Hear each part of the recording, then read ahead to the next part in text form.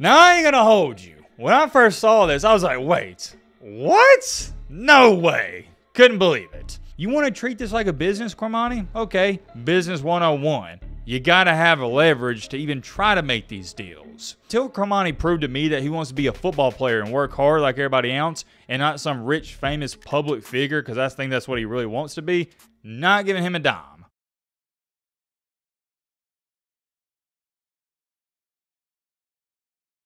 Ladies and gentlemen, boys and girls, hope all of you are having a great and fantastic day. If not, hope this video can make it a little bit better. By the way, shout out to all the moms out there. Happy Mother's Day. Can't thank you enough for what you do.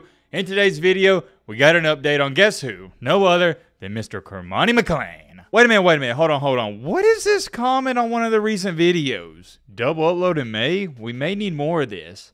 Normal comment, right? Hashtag Matt be milky.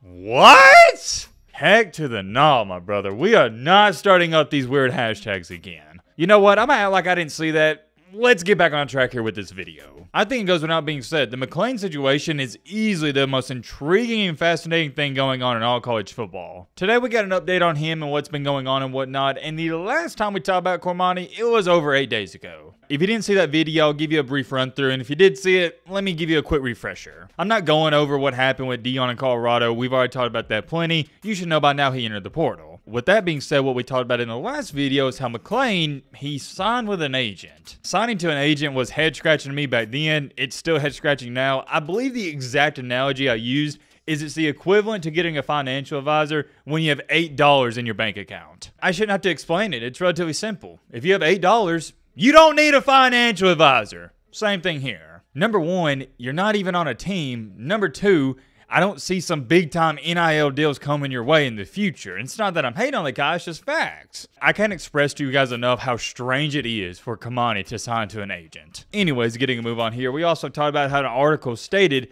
that Cormani McClain was being recruited by Georgia, Oklahoma, Texas, LSU, USC, and Oregon. I mean this in the most respectful way possible. Georgia, LSU, and Texas recruiting or quote-unquote having interest in Cormani McClain, it's laughable. I guess anybody can come out with reports like this. I even called one of my sources up that is with the Georgia football team, and he told me he had no knowledge of Georgia going after Cormani, not even to the slightest of bits. That right there is where we last left off with Cormani, and let's check out what some of you guys are saying in the comment section. We'll read off some of the top comments here. I really love seeing what you guys got to say about these situations, and I like seeing the different perspectives and insights. Corey stated, shout out to Corey, he is the way he is because his mom has probably never held him accountable. What do you think about that? For those of you who don't know, there is this narrative that has been going around that Cormani's mom, she's sort of, she's like a yes man. In her eyes, Cormani can do no wrong, but let's be honest here. For most moms, that's how it is. Jeff Anderson stated, shout out to Jeff, if he thought Dion was tough about classes, he's never met Kirby, and you're dang right. Dwayne Smith said, don't y'all know we live in a world where you hold kids accountable, you're labeled as a villain, and yep, 100% correct. I want to touch on that too. Me talking the way I do about Cormani and me holding him to his high standard, that's not me, being a hater or whatever you want to call it. That's me trying to push him for greatness. That's what I do with my friends. That's what I do with my brother and everybody I'm associated with. I can't speak for you. I can only speak for myself. I want to see Cormani succeed. I want to see him go out here and be a big-time baller. I want to see him live up to all that hype and all that expectations he had when he was coming out of high school. I do. And despite what some people think about Deion Sanders, I think he did as well, and I think Dion tried to push him to be as great as Travis Hunter. As I've gotten older, though, and I've slightly matured a little bit and experienced more life, one thing I've come to find out is you can't want it for somebody else. They got to want it for themselves. We'll talk more about that later in this video. Let's go with 2 more comments. Looks like this comment's from MZ Sunny. Hope I'm saying your username correctly. Travis listened and let Coach Prime develop him. He is now even better than ever, well-respected and getting the bag, and he is still a dog. One out stated, don't matter where you're hiding, coaches know you aren't on the practice field. Last comment, this is coming from BW97. Cormani has a better chance going to FCS school, limited to none NIL deals. Cormani screwed up a good opportunity at CU. Cormani should have fully committed to the Buffs. Clearly, he doesn't like standards because Coach Prime lives by the standard he set for his player. Look to the history of coaching. Dismiss a 5-star at JSU, kick players out of gym and meeting rooms who violate standards. If Cormani wants to exceed in life, he needs to realize very quickly that he has to reform his behavior and comply with the school rules and standards. And I couldn't say any better myself. That is a great comment. Thank you for that. Goes back to what I was just talking about. The only person who can stop Cormani McClain, ironically enough, is Cormani McClain.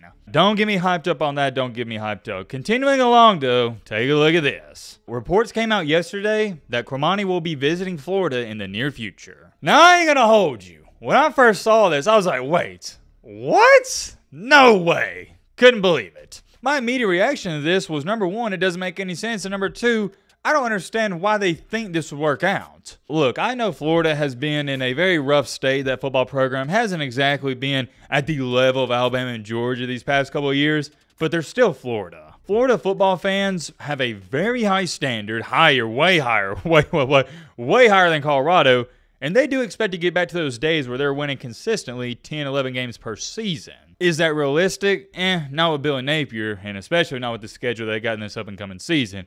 I think best case scenario in this up-and-coming year, they might win 8 games, maybe. But, and I have a really big but, you better believe this, it still doesn't take away from the fact that it's Florida, an SEC school, and a prestigious one at that. I was thinking McClain would be extremely fortunate if a school like USF or UCF, a lower tier team in the state of Florida, would go after him. But man, oh man, this right here, I didn't see it coming. I want y'all to try to look at this and analyze it from a coaching perspective. That's how I'm looking at it. You got a guy who somewhat has a huge ego, a lot of pride about him, and an entitlement attitude, and he couldn't even get on the field at Colorado. Why in the world, if I'm a head coach in the SEC and I'm dang near on the hot seat, bring in, I'm not going to label him as a diva, but bring in a guy who's got some red flags and question marks? I'm just going to come out and say it. There's no way to sugarcoat this.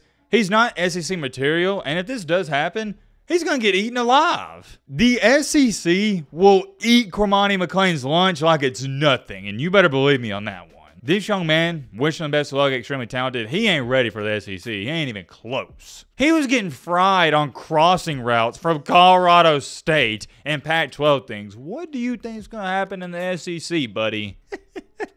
Look at these comments. Somebody said, nah, we good. What in the world is this comment? People just talk to talk. People are really wishing bad on this kid and trying to treat him like a scrub. He just needs time and better people around him. I've yet to see somebody wish bad, quote unquote, on Cormani McClain. What are you talking about? I just see people calling it how it is. He's hiding in the bathroom at practice. He's not showing up to meetings. If he is showing up to a meeting, he's late. As a matter of fact, how about we do this? Let me ask you a question. So, are you telling me we should be praising Cormani for what he's done this past year or so? Like one of the comments read off. Nowadays, if I, Matt B. Great, or you hold Cormani or anybody else to a standard of any sort of amount, oh, we're the villains, right? God forbid holding somebody accountable in 2024, especially a 5-star recruit. The reports I just showed you were saying he's going to visit Florida in the near future, but according to Adam Rittenberg, he visited Florida on Friday, a couple days ago. Here's what he said word for word. Source: former Colorado cornerback Cormani McClain visited Florida on Friday, along with his mother and his agent, Hector. I'll get to that in just a second. They spent the day touring the facility and talking to the coaching staff. McClain is a Lakeland, Florida native and was ESPN's number 14 recruit in 2023. Matt, don't scream and don't go on a rant and tangent. It's Mother's Day. Just don't do it. Number one, I'm going back to this. You don't need your agent. I don't know why he's involved in this recruiting process, even to the slightest. And number two, I'm not mad at his mother going to Florida with him. It's just, it seems like everything people have said about her, it's true. She babies him, and Cormani's number one in her eyes. He can't do any wrong. I personally don't care about the mom situation too much. Y'all can talk about it in the comment section. It's the agent thing I can't get over. What is the point of him going there? It's not like his agent can go to Florida and Billy Napier and say, hey, Cormani's this highly sought after recruit. We need $1.5 million for him to commit and sign here. You can't do it. Why can't you do it, you may ask? Great question, my friend. I'd love to answer it. Supply and demand. There's no demand for Cormani. You want to treat this like a business, Cormani? Okay, business 101. You got to have a leverage to even try to make these deals. That's what you got an agent for, right? To make you more money? All right, well, you don't have any leverage. It goes back to this. It's the equivalent to having a financial advisor with $8 in your pocket. The amount of leverage that McClain has, it's about slim to none. Maybe if you wouldn't have thrown Dion under the bus, he might have vouched for you to Billy Napier and say, oh, yeah, well, Cormani, he's a good kid. He's worth about $50,000, $60,000, but now that's off the table. Me personally, I want to give this guy a penny to come to my school. Not a penny. Till Cormani proved to me that he wants to be a football player and work hard like everybody else and not some rich, famous public figure, because I think that's what he really wants to be, not giving him a dime. I don't think the kid loves football. I don't think he loves the process. I don't think he loves the grind. He loves what all that stuff can do for him. and there's a difference. Here's the thing, if you don't love the process, you don't love the grind, eventually, it varies for different people, but eventually, somewhere along the road, it's going to get exposed. Time tells. I've seen players fall out of the love with the game as a junior, senior in high school. I've seen it happen as a junior, senior in college, and I've seen it happen in the NBA, NFL. I think a good example here is Johnny Manziel. It was clear and evident he fell out of love with the game in the later stages of his career at A&M and early on in the NFL with the Browns. Or my apologies, I said fell out of love with the game. Not the game itself, but the process, the grind of the game. All that stuff is very important. You can't just show up on Saturday or Sunday, buckle up the chin strap and say, oh yeah, I'm ready to go, boss man. Doesn't work like that. Going back to this though, if somehow, some way he does end up at Florida, I think it'd be a terrible move from Florida's part. Let's say though, since we're talking about it theoretically speaking, he does end up at Florida. Well, what's it going to look like? What's the chances of him playing in this up-and-coming year? As to where it stands right now, I'd have to say I'd be pretty shocked if he even saw the field. If I was in his shoes, here's what I would do, and I've been saying this. Don't go to a big-time school like, I guess you could say, Florida or anything like that. No.